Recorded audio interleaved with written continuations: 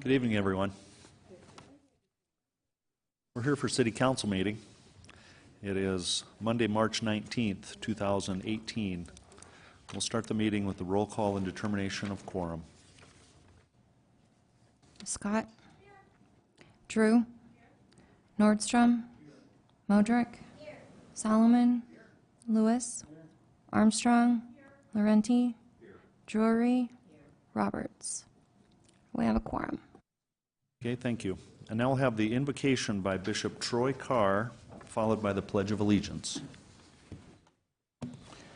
Good evening, everyone, and thank you for this opportunity. Let us pray. Dear God, we thank you for this day. We thank you for life, health, and strength. We thank you for your love, your grace, and your mercy. We ask that you would bless Rapid City, give us love and peace for each other, and deliver us from evil. God, we ask that you would bless the mayor and the city council, give them strength to make decisions according to your will. Bless our governor, bless our president, and God bless the United States of America. In Jesus' name, amen. I pledge allegiance To the flag of the United States of America and to the republic for which it stands, one nation, under God, indivisible, with liberty and justice for all.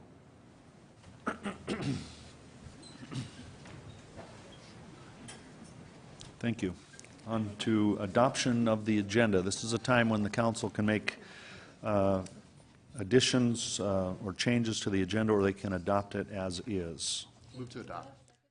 Okay, we have a motion to adopt by Solomon and second by Scott. All in favor of that motion say aye. Aye. Opposed? Motion carries. And now we're going to recognize our Veteran of the Month.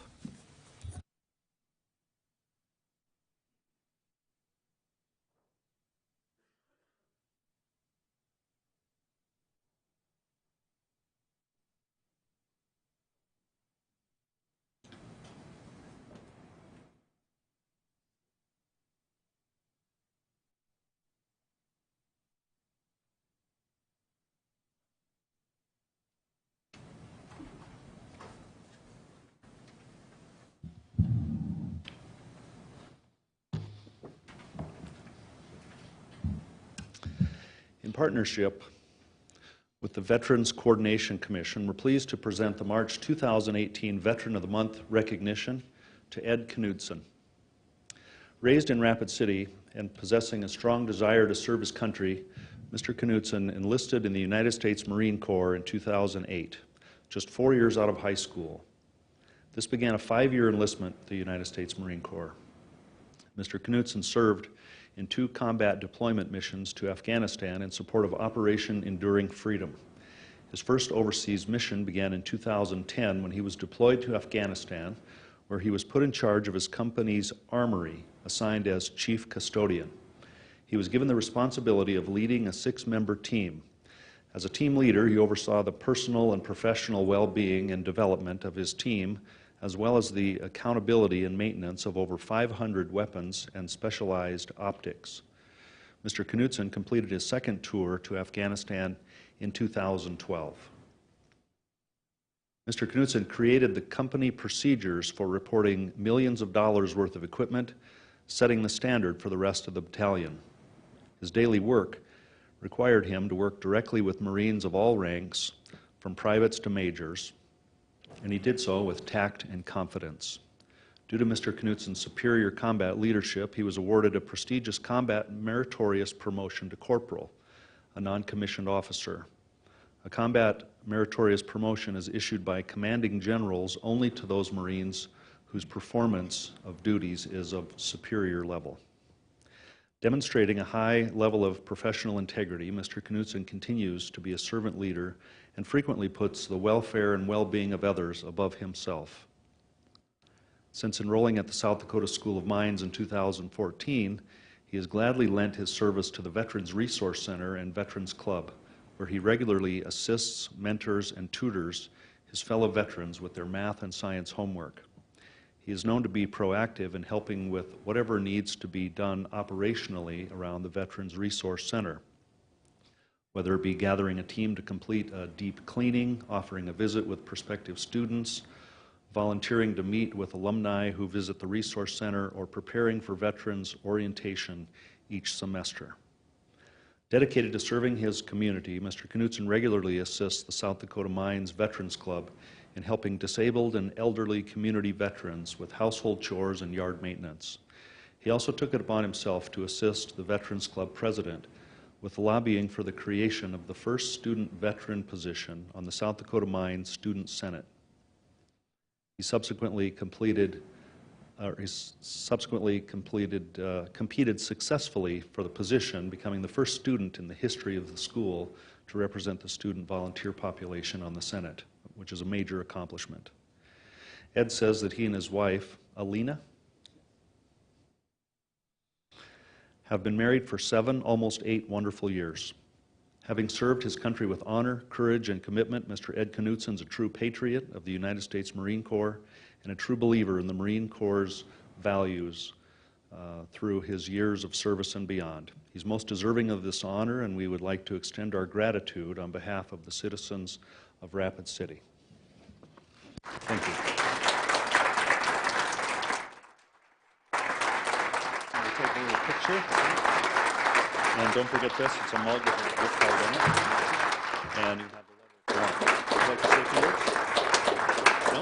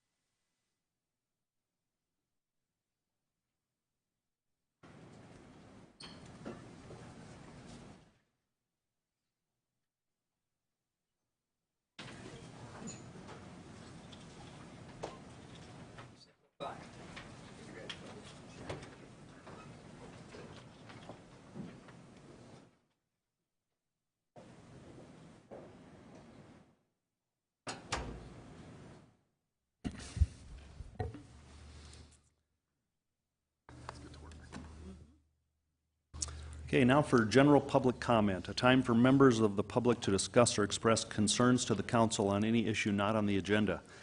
Action will not be taken at the meeting on any issue not on the agenda unless it's added to the agenda by unanimous vote of the council members present. We have 2 speaker request forms here, and the first one is Thomas Haar. And so you know that come to the podium over there, and you'll have 3 minutes for your public comments.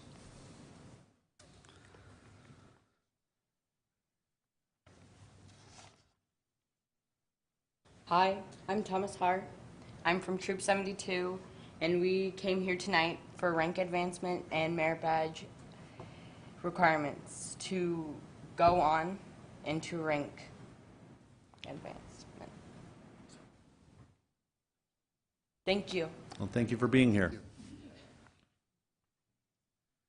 And now another speaker request from James Gandy.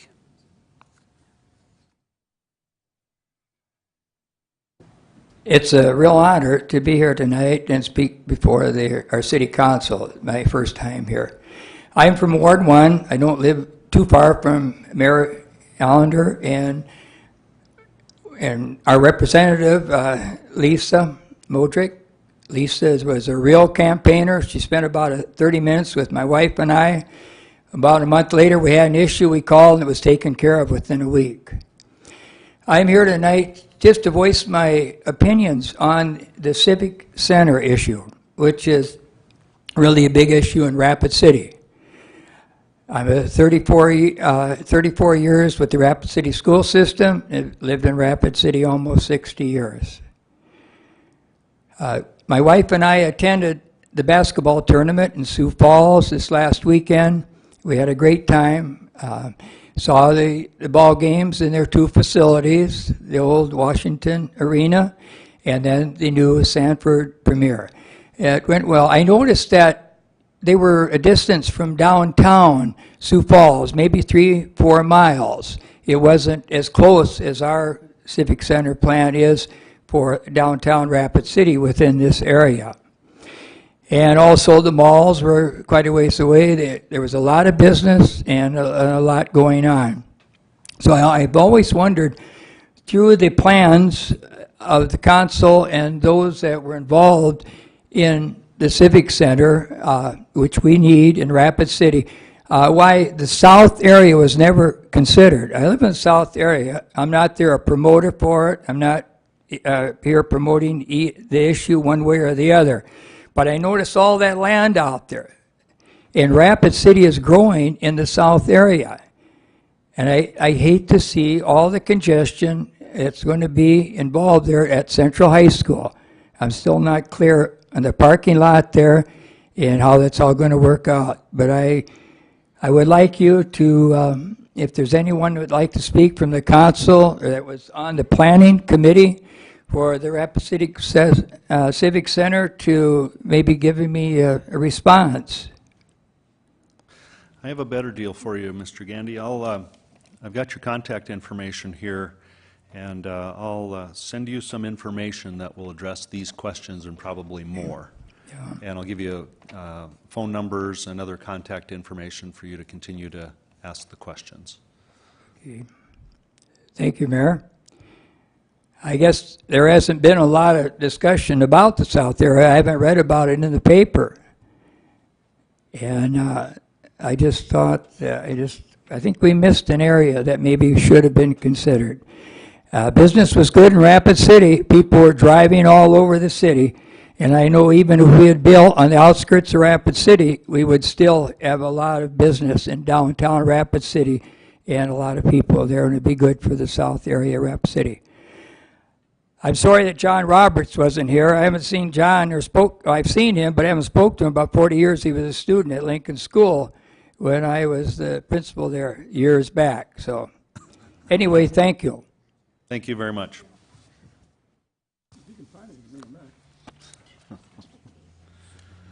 Okay, now on to non-public hearing items, items 2 through 35. There are no speaker requests on items 2 through 28, so we won't have a public comment period for those. So consent items 2 through 28. Would the council like to remove some items or approve all of them together? We'll go to Darla Drew. There we go. Thank you, Mayor. I would like to remove item number 19. Laura Armstrong. 16, 17, and 18, please. Jason Solomon. Item 25, please. Okay, any others? If not, then I would entertain a motion to approve all of them with the exception of 16, 17, 18, 19, and 25. Moved by Lewis, second by Nordstrom. All in favor of that motion say aye. Aye. Opposed? Motion carries. Item number 16, authorize staff to purchase one current model year Bobcat compact excavator from the National Joint Powers Agreement. Estimated cost $91,069.94. Laura Armstrong. Thank you, Mr. Mayor. I'd like to talk to Mr. Beegler, please. Ask him some questions. It's basically the same question for all three items. Sure.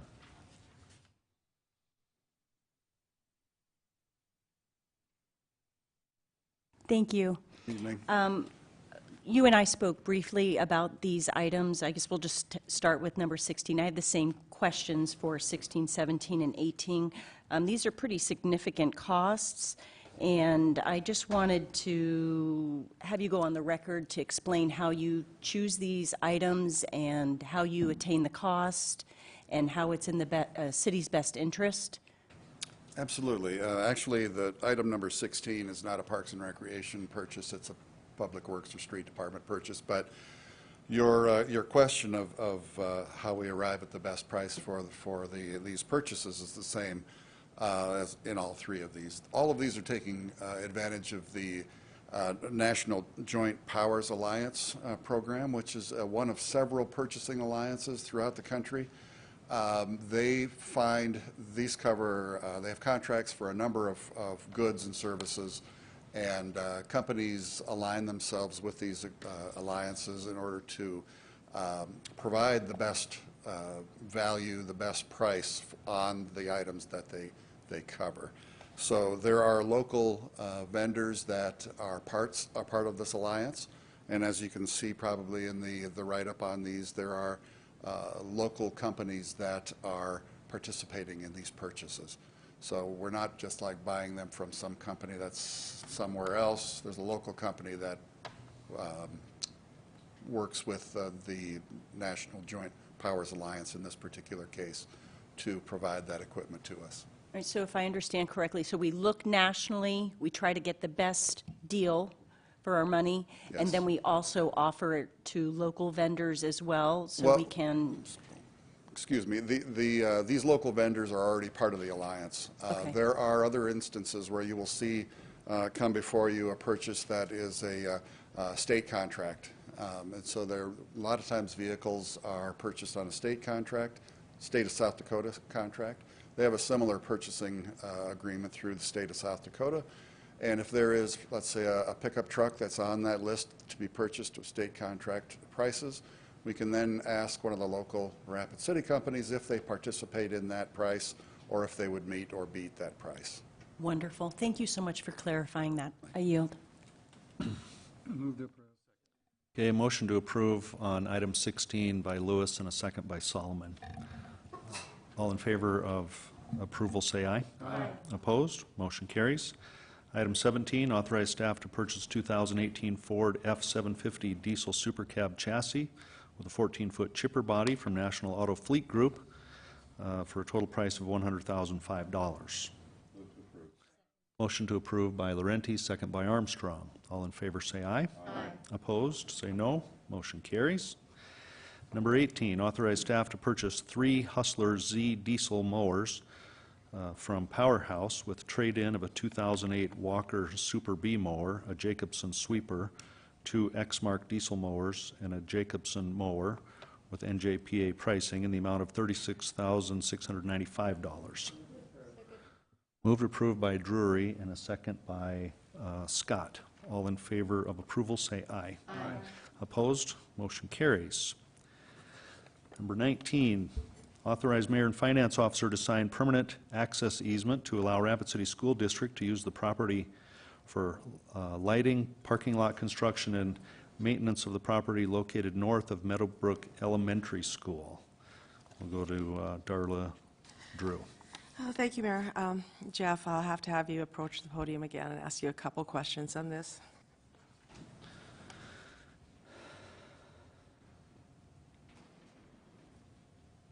So in this particular item, we are, granting an easement to the school district. Is this at no cost to the schools? They don't have to, there's no trade-off here? We're just granting this easement? Yes, it is one of the standard permanent easements that we have granted in the past. They're going to be reconstructing their front parking lot at the corner of Florman and Argyle, the Meadowbrook Elementary School. The parking lot already sits on this public property, and so they're asking for this permanent easement because they'll be doing some construction in that area. Is this a pretty common occurrence? Does the city own land on most of the school grounds or some of the school grounds, or how many do we own land on? Well, I don't know. There are a lot of leases that we have. Either the school district has leases with the city for certain things. The city has leases on school district property. A lot of the areas where we have playgrounds and parks, there are some joint, some crossover property and leases that occur. We've got quite a few of them out there, and this will be just one of those. But we have a handle on them. We're in the process of trying to put all these together into one document so that we're very well aware of all of those leases that are out there, who's the principal in the lease and who's the subordinate. Well, that'd be a great document to see, so I appreciate your work on that. And I have no objection to this. I just wanted to understand it a little bit more and know that we do this as a common practice. So thank you, Jeff. You bet. I yield. Amanda Scott. Thank you, Mayor.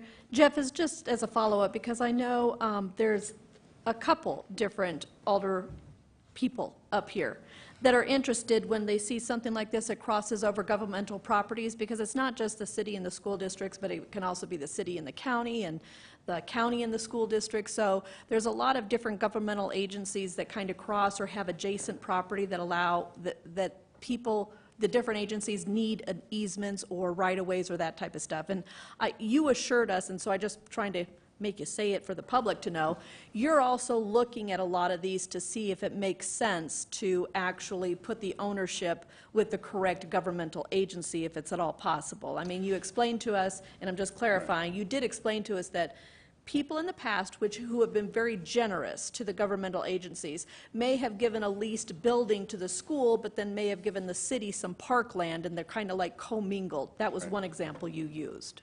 Yes, we are working closely with the school district and with our city attorney's office to try and make sure that the most logical ownership and partnership exists on those properties. And still meet the intended purpose in which the donors or grantors deeded over the property in the first place. That's correct. Thank you, Jeff. Thanks for clarifying. Sure I was thing. just dovetailing on to Alderwoman Drew's comments. Thank you. A motion to approve by Lewis and a second by Armstrong. Item number 19. All in favor of approval, say aye. Aye. Opposed? Motion carries. Item number 25, to acknowledge update from the Opportunity Capture Fund Committee. And I understand Jason Solomon wants to speak. Yes, I do, Mr. Mayor. You better put me on a timer. This is going to be the longest abstention ever. I'm just chiming in to abstain from this vote for business reasons. Thank you. Okay, can we have a motion? Move to approve. Motion to approve by Lewis and a second by Drury. All in favor of approval, say aye. Aye. Those opposed, say no.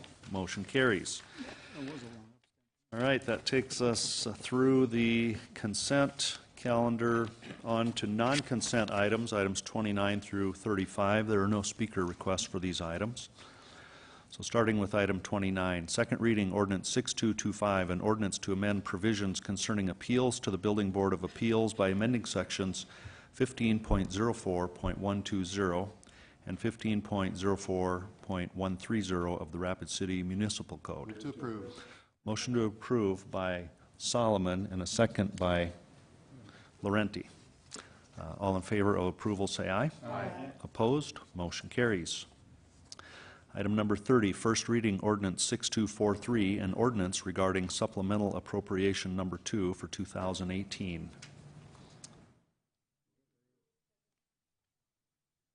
Okay, I think it was motion to approve by Laurenti and a second by Scott. All in favor say aye. Aye. Opposed? Motion carries. Item 31, first reading ordinance 6241, an ordinance amending section 17.06 of chapter 17 of the Rapid City Municipal Code. A request by ACES for Mike Cool of Pennington County for a rezoning request from general commercial district to public district for property generally described as being located south of Kansas City Street between 4th Street and 1st Street.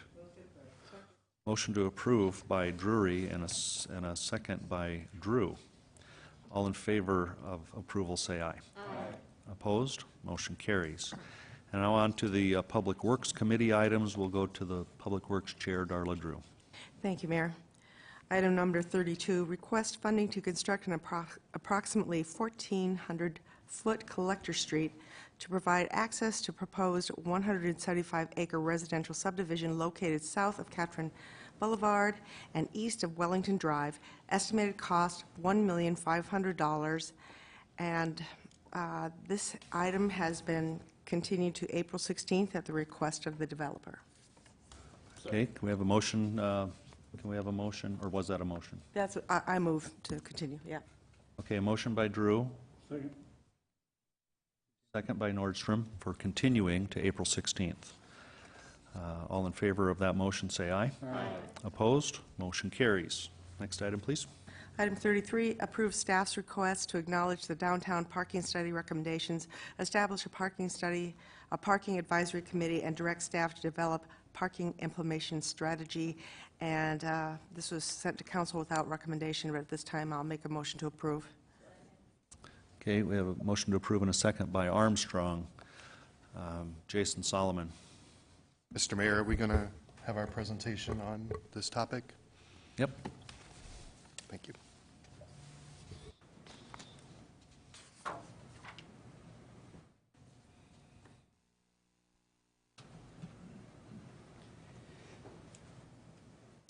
Mr. Mayor, members of the council, thank you very much for allowing me to be here tonight. Got about 15 minutes. I wanted to run through with you the findings of the downtown parking study and strategic plan, and I'm available to address any questions you may have about the plan. We started this process a little bit over a year ago. Oh, excuse me. First, the agenda. We want to cover, first of all, the impetus for the study. What were we looking at? What were we hoping to accomplish with the plan? What were the key recommendations? What are the benefits for the downtown community?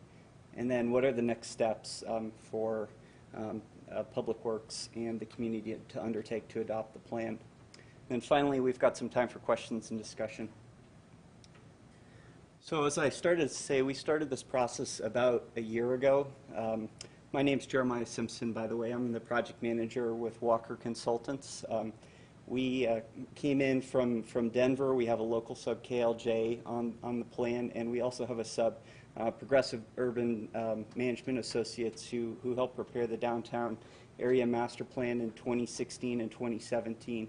About that time, Mayor Allender had penned a letter to City Council explaining some of his concerns with the downtown parking study. We saw at that time that there was a need for a comprehensive strategy to manage downtown parking assets in a way that would allow for future growth and development. A lot of the projects that were highlighted in the downtown area master plan would need a more comprehensive parking strategy moving forward. So one of the recommendations coming out of that downtown master plan was to go ahead and hire a firm to do a comprehensive parking plan. So Walker was brought in at the beginning of 2017 to start looking at issues of parking management. How could the parking assets be leveraged to better encourage downtown growth, both in the core area and the east of 5th opportunity area? We also wanted to address parking management concerns. Throughout the process, we heard maybe 4 major concerns raised by both the public, downtown stakeholders, business owners, and through observations during our data collection period. We saw localized shortages, primarily in and around the downtown core with the angled parking and the 3-hour free parking with the time limits. We did see localized shortages on certain block faces at times when a visitor might have difficulty finding a place to park. And we also heard that from some of the community members. There was about a 50-50 split between people that responded that felt that parking shortages were an issue, and maybe the other half of folks felt that it was more of a walking and distance issue rather than a lack of overall supply. But we did see localized shortages on some block faces. Another thing that we heard from downtown business owners frequently was that there was a lack of overall long-term parking available for employees.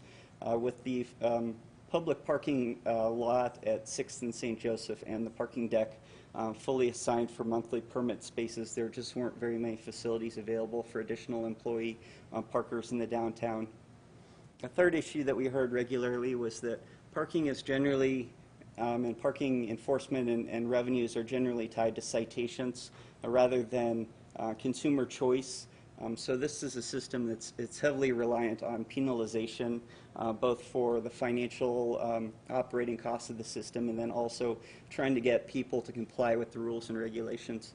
Our finding is industry-wide the best practice is generally not to rely quite so heavily on citations, but instead structure your management of your parking assets in a way that encourages following the rules and makes it easy to do so.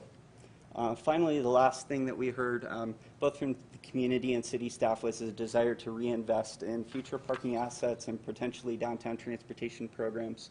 Right now, the parking area fund typically covers operating costs, but isn't really setting aside enough revenue to cover long-term maintenance of assets. So essentially putting the program back on fiscal sustainability and looking to the future for development of future assets will require kind of a change in the way that the city does business.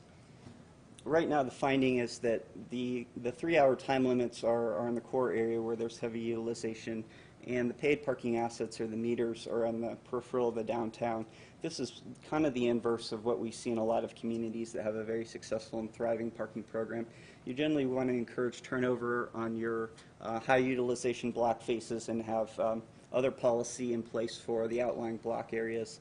Rapid City, I know, has a history of having meters in the downtown core that were removed at one point when the mall was opened, and then has gone back and forth between 2 and 3 hour parking limits. So we're going to talk a little bit about our recommendations to address the strategies and put the community in a position to better plan for future development. So finally, we've created some strategies that we've passed on to the city staff as our recommendations for a roadmap for implementing some best practices into the parking plan. So here they are in terms of key recommendations. We are recommending installing smart meters in high demand areas. These would be credit card enabled meters. It's yet to be determined, but there are options to allow a short-term validation period or a free parking period at the beginning. Typically these are credit card enabled. They can be set up to work with pay by cell phone applications. They can be set up to work with smartphone applications to show where parking is available. It might be an asset for the downtown business community to look at branding opportunities and using the back-end website or the back-end application to help promote the downtown business community with advertisements, deals, discounts, that sort of thing. In addition to the new meters in the high demand areas, which would be Main Street and St. Joseph and 6th and 7th Street, basically the core areas you see in yellow with the angled 3 hour parking now, we're recommending removing coin operated meters from all the peripheral blocks and replacing them with the universal 2 hour time limit to protect the commercial zones. These time limits would be enforced much as they are now within the 3 hour zone. Only with the meters in the downtown core, enforcement staff can spend a little bit more time in the peripheral areas. We've also discussed with the business community a number of options to allow for decal stickers or hang tags for businesses that have a legitimate stay of longer than 2 hours. Special events at the Doll Arts Center or the library are good examples of temporary events that might also need a decal or sticker, a hang tag, to allow people to park in a 2 hour zone for a slightly extended amount of time. In addition, we're recommending implementing an on-street employee resident permit to better leverage resources in the peripheral streets. Many times throughout this day, we saw block faces with metered parking that were virtually empty with just 1 or 2 cars available. We've recommended to city staff a policy that we've seen used successfully in several other communities where they allow some of those spaces to be assigned in a zone-based permit program so that downtown residents and downtown employees could have an option for a discounted employee permit to use one of the underutilized block faces out beyond the downtown core. This has worked successfully in several other communities. As I've said, it can be managed by the parking enforcement officers that are out looking at the 2 hour time limits. And city staff would need to determine the allocation of permits so that a single block face wouldn't be too loaded up and that merchants on that street would still have available 2 hour parking for their customers, but that black face would also be better utilized by putting some employees or some resident permit parkers onto that black face as well. Additionally, we've recommended installing these programs and then reevaluating the allocation of the parking garage and the 6th and St. Joseph parking lot to make sure that these spaces are well utilized. What we've seen in other communities is that if a visitor drives by an employee lot and sees that it's half empty and then continues to circulate the block and finds no time-limited parking, that can be very frustrating and not sending the best message to downtown visitors. So what we're asking is that the city look closely at their permit allocations and make sure that these resources are utilized to about 85 to 90% consistently throughout the weekday. So that the employee parking is well utilized, visitors can see that it's being used, and also that additional permits might be freed up in the system to be given out to new businesses and employee groups. Next, we've recommended the city that they engage in extensive community outreach during and prior to the transition. Any change to parking policy, especially changes related to parking meters or pay parking, makes people apprehensive. Business owners sometimes feel that this is going to kill business. It hasn't been the case in the vast majority of communities that we've worked with. Many communities have gone to pay parking and metered parking very successfully, and in fact it's increased the health and vibrancy of the downtown. So this is the message that we would hope that city staff could take successfully to the downtown businesses. We've recommended that a standing parking advisory committee be formed to act as a liaison comprised of both city staff and committee members to act as a liaison to downtown businesses and help the city explore different policy options, including the types of meters, the branding opportunities, and the potential rates that might be set. So this is one of the recommended action items coming out of tonight's presentation. In addition, we see your downtown plaza as a great place to display potential new meter technologies, and perhaps the vendor that would be installing these meters could come out for a week or a weekend and display how these meters would work with all their functionality and basically get the city excited about the types of technology available if they do go to a meter system. Finally, we've recommended some options for the city to plan for a fiscally responsible and sustainable parking and transportation program. And the city's going to be looking at that more closely in terms of the cost to install these meters, whether there's partnership opportunities available with the vendors to help pay for the upfront infrastructure cost, and then what the long-term impact would be with replacing citations with meter revenues. We generally see this as being a net positive in almost all cases to the bottom line, but the city's going to need to determine what the long-term fiscal impact is of changing the revenue generation from citations over to parking meters in most instances. So, projected benefits. We talked about this quite extensively. A version of this presentation was given on Thursday of last week. We had about 50 members of the community present. It was well received, but we want to continue to talk about the positive benefits for the downtown. We see other communities that implement metered parking and changing their parking management strategies to something similar as we're recommending, as doing a much better job of encouraging turnover on key block faces. Our study data indicated that somewhere between 100 and 150 cars are perhaps doing the employee shuffle or are perhaps just timing the enforcement appropriately, but within the downtown core, about 100 to 150 spaces are being occupied by longer-term parkers staying beyond the 3-hour time limit. That's out of a total of about 450 available stalls. So you can imagine if we go to a more market-based solution where these stalls are incentivized to turn over because there's a charge associated with parking in a short-term space, you're going to see some of those be opened back up to visitor parking. And that's going to make the conditions of the downtown congestion on certain block faces seem a lot better when visitors are looking for a couple of available spots. We're also excited to see the focus change from revenue generation, change from the punitive or citations to the consumer choice. I think your parking violation drop boxes are well done. They're cute. They're at the right height, but having them scattered around the downtown, we might want to see a different message be sent to downtown visitors. We were joking the other day that maybe they could become little free libraries for book exchanges or something else. We generally see this as a net positive to change the messaging of the parking. This is a consumer choice driven system where you feed a meter or you buy a permit. You're basically paying for what you need rather than running the risk of getting a citation and calculating that into the cost of your downtown visit. The next projected benefit is that this would free up street capacity for customer and visitor parking. As I mentioned previously, we're hoping to see some percentage of those 100 or 150 stalls go back over to short-term visitors rather than long-term parkers trying to avoid a citation or getting a citation and just paying the cost of that citation. Next benefit is that we'd like to rebalance the allocation of employees to parking lots, garages, and peripheral blocks. Our research into the industry indicates that for a customer or visitor, a level of service A walking distance is about 400 feet outdoors. That's appropriate for a retail or restaurant customer. Employees can be expected to walk 400 to 800 or 800 to 1,200 feet in most communities, depending on pricing. And you can continue to promote that using a zone-based pricing where maybe some of the more outlying block faces are the least expensive permit, and then the more expensive permits would be assigned to the lots or garages or more close-in parking resources. Either way, we hope that rebalancing the employees to assets actually creates more capacity for the employees downtown and discourages employees from having to do the employee shuffle. We'd also like to see more employees use the permits that they've already been assigned. There were instances where we saw decals allowing an employee to park in the lot or the garage, and they were parked in a 3-hour parking space. So if those spaces are metered, there would be a lot more incentive to go ahead and use those spaces where their employer may have already purchased a spot for that employee. This will also create new capacity for leased and monthly parking in the downtown. This will allow the downtown to continue adding density.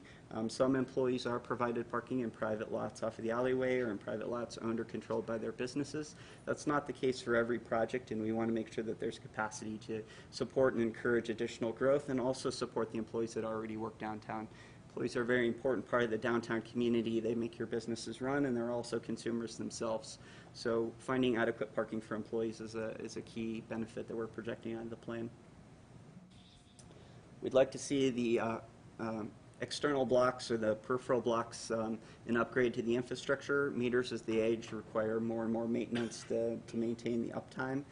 The meters that you have are working pretty well, but coin-operated meters are always difficult for consumers that are not familiar with your downtown and may not be carrying change. So over time, these meters are going to need to be replaced, so we've recommended that you just remove them. They're generally not generating enough revenue on a lot of the block faces to warrant the upkeep and the enforcement of having them installed on those blocks. Next, we're hoping to support additional projected growth and development in a fiscally responsible manner. So by changing the management of the existing parking resources, we feel that the downtown can buy itself some time in terms of need until another parking asset is truly required. Additional infill development can be supported by freeing up some of the existing infrastructure.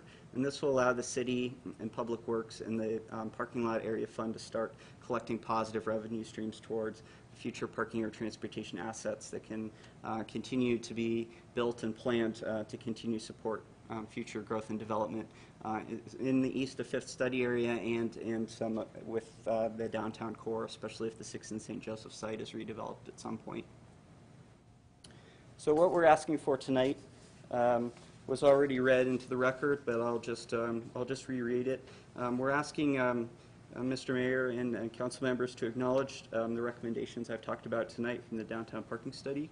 We're asking the council to establish a parking advisory committee made up of staff and citizens for the purposes of outreach to the downtown community and assisting with policy setting. And we're asking the council to direct staff to develop a parking implementation strategy.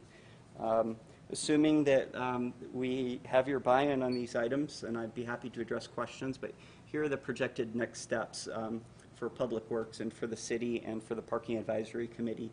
They'll be working on a public outreach and information plan. They'll be looking into the type of meters, pricing, vendor bids, funding sources, and validation options for the infrastructure we've recommended. They'll be looking at the impact of the parking system revenue and debt streams. They'll be looking at prices, quantities, and locations for the permit system, especially for the on-street spaces in the more peripheral blocks, and also rebalancing permits for the existing parking garage and surface lot at 6th and St. Joseph. And then they'll be coming back with requests for ordinance changes so that some of these policies can be brought into the city code and allowed in that manner. So we had a fantastic time. You have a wonderful downtown. You should be very proud of what you've accomplished. I work in a fair number of cities around the U.S. The vibrancy here, I think you will have no problem at all implementing paid meter parking. You're going to continue to attract visitors to your downtown core because it is a destination. It's a great place. We've truly enjoyed working on the study for the last year, and I want to thank our team partners, KLJ and Puma, and also Sarah Hansel, who worked very closely with us, and members of our parking committee that was formed for the purpose of the study, and then you, the city, for allowing us to have this project and bring this plan forward to your attention. So I'll take any questions now. Jason Solomon. Thank you, Mr. Mayor. First of all, I move to acknowledge the presentation. We already have a motion in a second. Oh, do we already have it? Yep. Oh, well, thank you. Well, I will, I know, I wasn't apparently paying attention. Thank you for your presentation on this, and I appreciate the information that you provided in the report as well here. Couple of questions for you. For one, in your study, did it reveal any need for additional parking spaces? So you said we have about 450, and we know about 150 or whatever of that are used by employees doing the employee shuffle, which is a great dance as well, but that's a whole other topic. But do we find any additional need for all the growth that's going on with our downtown area and perhaps the new arena at our Civic Center? Yeah, that's a good question. We didn't look at the new arena, the impacts of the new arena specifically. I don't think that was brought forward at the time that we were doing our study as included as an assumption for future growth and build out. So I can't address the new arena at this time, but what we did have was we had a look at infill development opportunities in the east of 5th study area in the downtown core. City staff provided us some survey data on potential lots that could go to new commercial uses, potential increase in residential units within both study areas. The answer was that we were projecting that the downtown system can accommodate the 5-year growth projections without adding new capacity. The big caveat is there that the downtown public parking needs to be used more efficiently in order for that parking really to be useful to support downtown development. For the 6th and St. Joseph lot site, we were recommending that any spaces displaced as part of a project development on that site would be replaced 1 for 1. And that would be an area of opportunity for the city to partner, as would be any other sizable surface lot that would be displaced. There would be some opportunities for the city to partner in those instances to provide either replacement public parking or look to the future and build new assets. But the 5-year plan, if the system can be rebalanced and managed, we feel the public parking is sufficient to address the needs projected for the 5-year growth. Okay. In your totals, does that include the Pennington County parking structure? Yes, we looked at the assets that were available for public use within that garage. Very good. Okay. And the other thing is, and you might have some experience on this working in other communities, but I think one of the objections we have to 2 hours versus 3-hour options is having a movie theater. Mm-hmm. How have you seen that handled, or are the smart meters able to go over 2 hours if you're willing to pay for it? Yeah, that's what we've recommended for the meter zones. We've recommended that they not have a time limit, but that turnover is controlled through pricing. So we've recommended, it might be $1 an hour for the first 4 hours. You could have a graduated rate thereafter to discourage really long-term stays. What we found typically in comparable communities is it doesn't become an issue. The $1 per hour is typically enough to get employees out of the short-term spaces. We're working currently with a similar community, actually a smaller size, but with a nice tourist-oriented downtown core. They actually have a $5 max on their meters, and they don't have any issues at all with employees parking. An hourly employee typically can't afford to do that every day, especially if your permit rate is set at a much lower rate than that. So they're going to look for a permit parking option rather than trying to feed a meter even at $5. Okay. That's all I have for now. Thank you. Richie Nordstrom. Thank you, Mayor. Mr. Simpson, thank you very much for this presentation tonight, and I also attended your presentation over at the Dahl Fine Arts Center, so it was interesting to hear the public comments coming back to you. And I want to go back to this, the businesses that were doing the 3-hour parking, and let me back up just a little bit further, is that I really appreciate coming forward with a comprehensive plan rather than what we've been doing in the past is this piecemeal. So leading into my question here is with the businesses, did you or were you able to address their concerns on the 3-hour parking? And I understand you have this smart meters availability. Was that a satisfying answer for the business people that had that, such as the Elks Theater? I believe so. With the Elks Theater location, they would be located fairly close to some of the meters where their customers would be able to pay for time beyond a 2-hour time limit. As I said, a 3 or 4 hour time limit, which should certainly be allowed. We'd recommend putting some meters into the 6th and St. Joseph surface lot as well to address long-term needs. For businesses like the Elks Theater that might be located beyond the meter zone or on the more periphery areas of the downtown, we would recommend a case-by-case look at what their needs would be and working with those businesses to come up with either a hang tag or decal program or some way that their customers could still be identified as a visitor but would be allowed to park beyond the 2 hours if there was a demonstrated need for that. Especially for special events, we could see that as being a real concern for some of those blocks. Thank you, Mr. Simpson. The other issues that were talked about, and by the way, I really appreciate the young folks in the audience bringing up those questions that they did, and it was interesting to see their perspective on what their concerns were. at the meeting that you held for the public presentations. One other thing that I would like to see and encourage, I know it'll be up to the internal staff to come up with recommendations for an advisory committee, but I would advocate that we get at least one business person on that committee, if not more. But I think to have their input on that would be valuable. The other part of it is, and then also a city council liaison to that group as well. And I'm going to have to date myself a little bit here. I keep coming back to your map here with the yellow highlighted streets on there, just to kind of date myself, which I thought, as soon as I saw it, it struck me as a tic-tac-toe sign.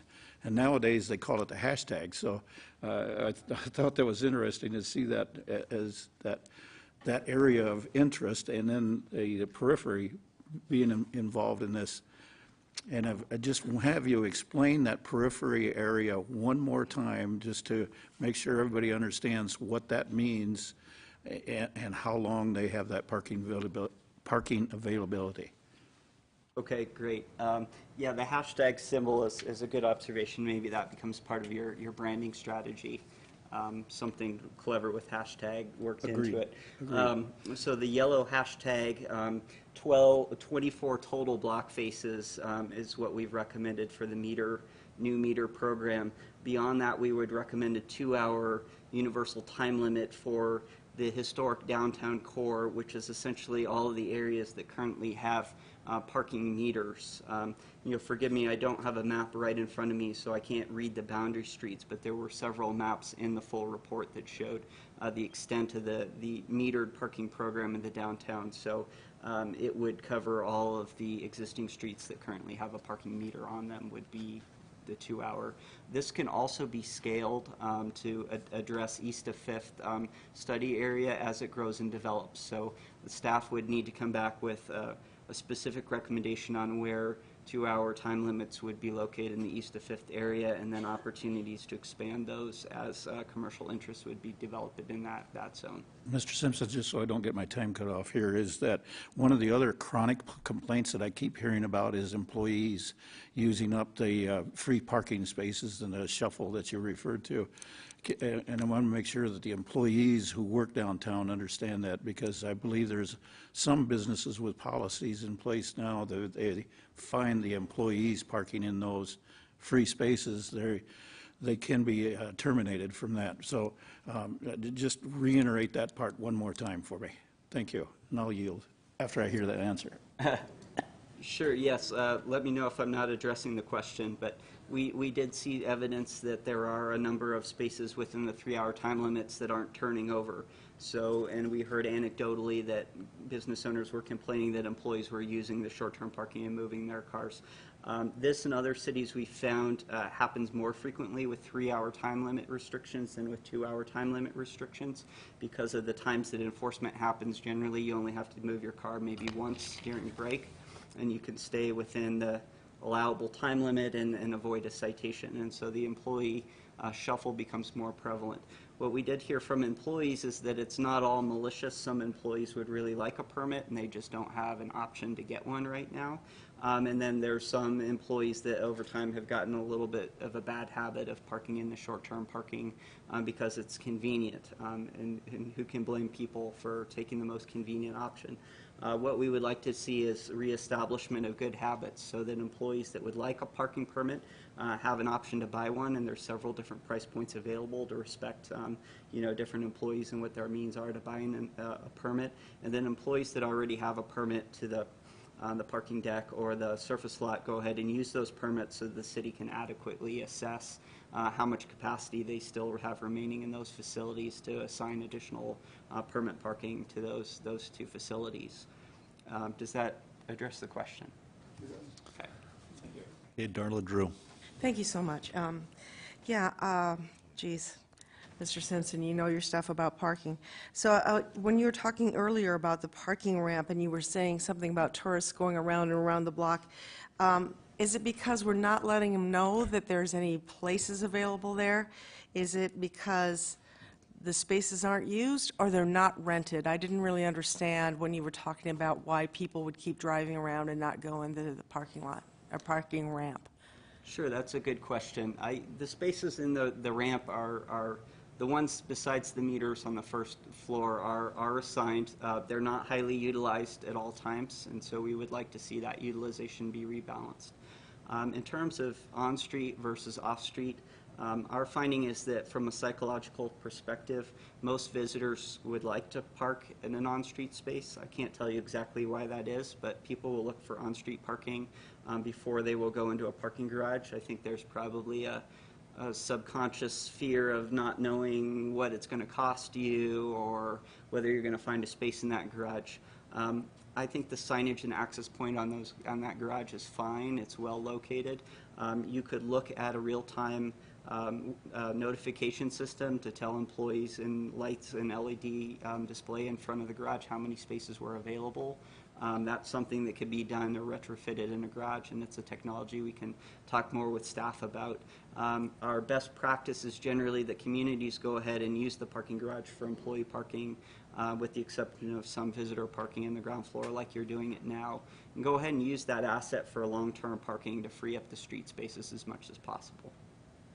Okay, and Councilman Solomon just touched on this briefly, but the county lot I've heard is really underutilized, and so is that a resource that we can use for employees or even some of the people that are taking classes at Headlines Academy, things like that? Those are things that concern me about some of our downtown.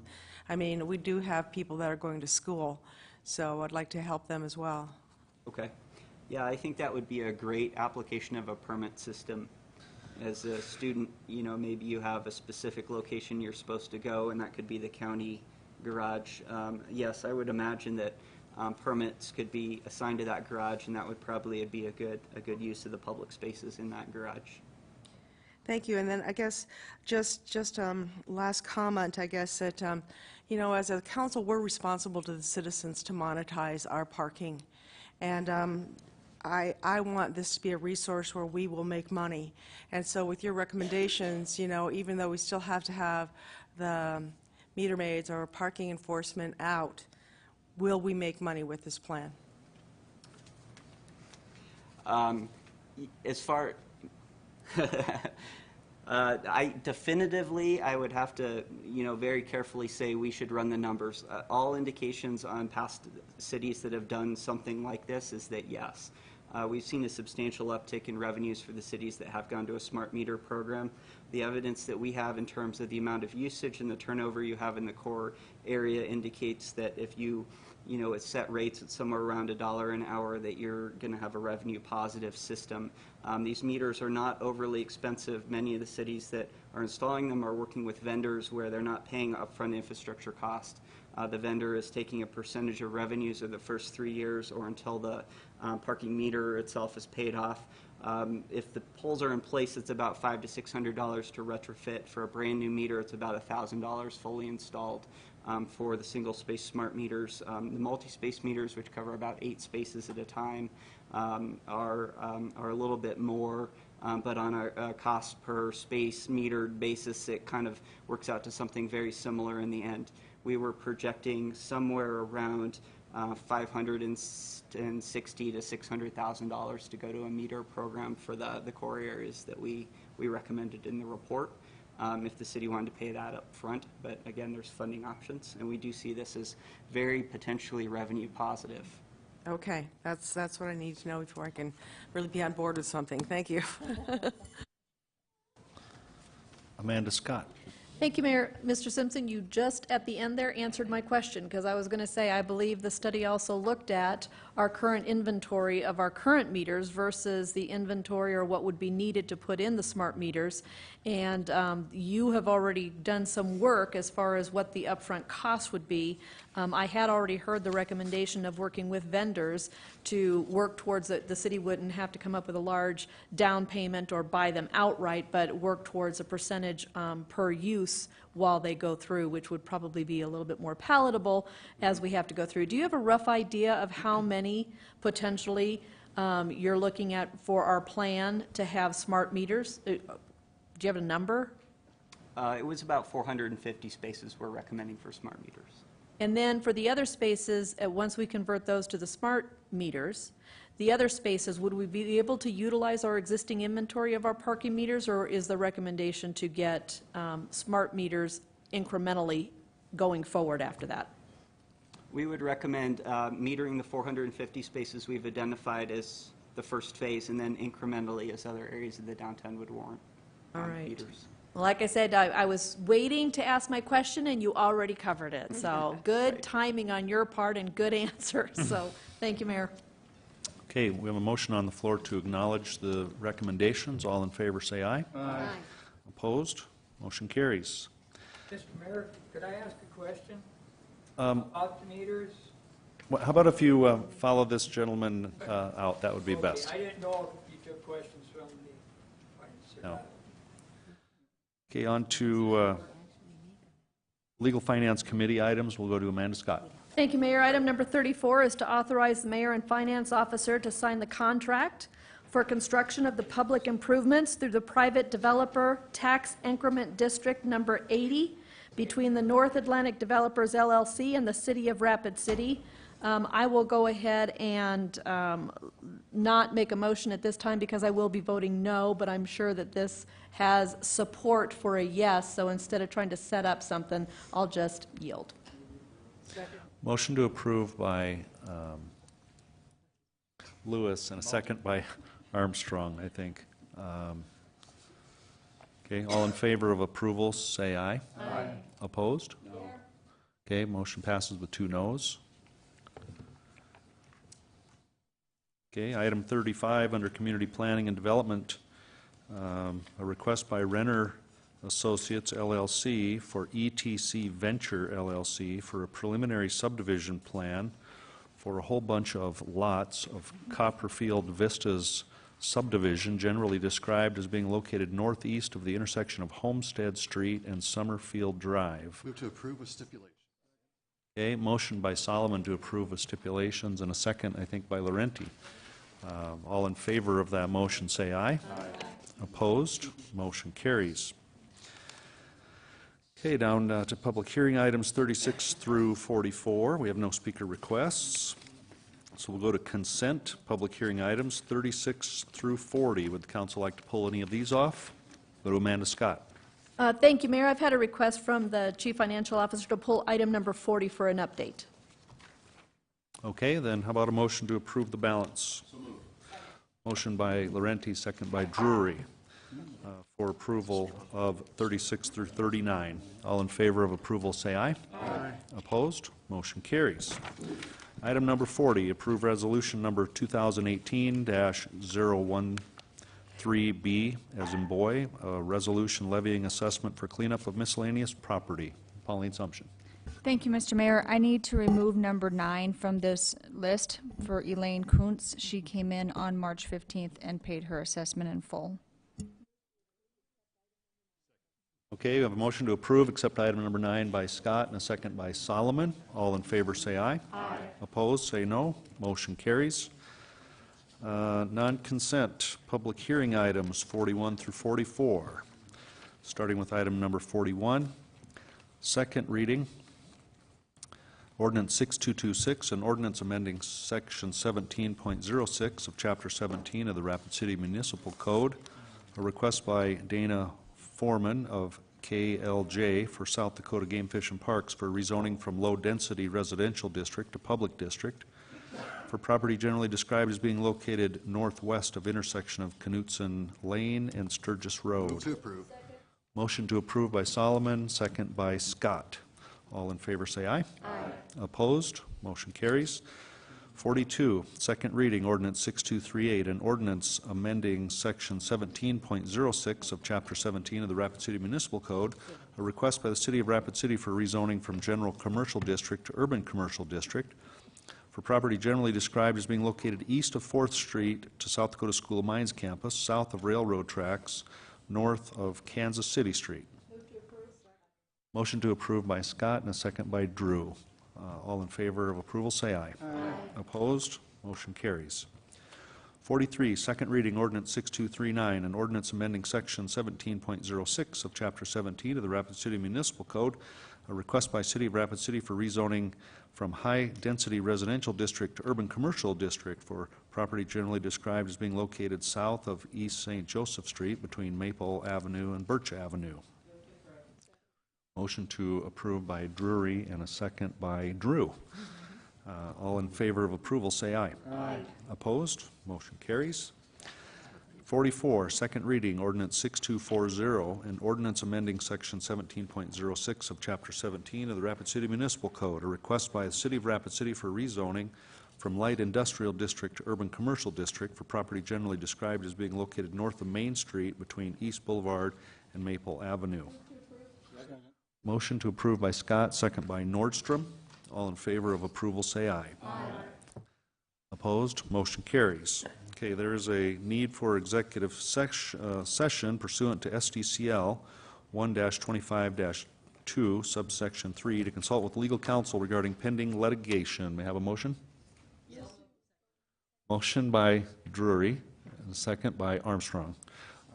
Okay, all in favor? Aye. Okay, we are in executive session. We'll be back in a few minutes.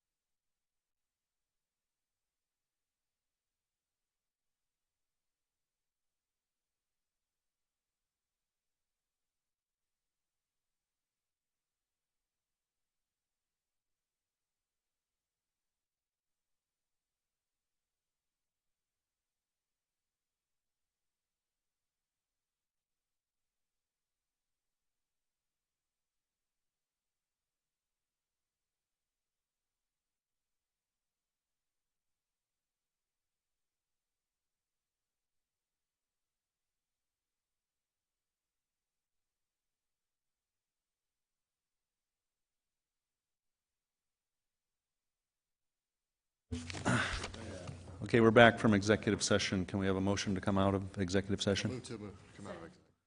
Okay, a motion to come out by Solomon and a second by Armstrong. All in favor, say aye. Aye. Okay, we're back in regular session, and I'm informed by the city attorney we need no action resulting from the executive session. So the bill list is item number 45, and we'll go to Pauline Sumption, Finance Officer. Thank you, Mr. Mayor. There are no additions to the bill list, so the total is that which is attached at $6,363,987.59. Motion to approve by Laurenti and a second by Scott. All in favor, say aye. Aye. Opposed? Motion carries. Move to adjourn.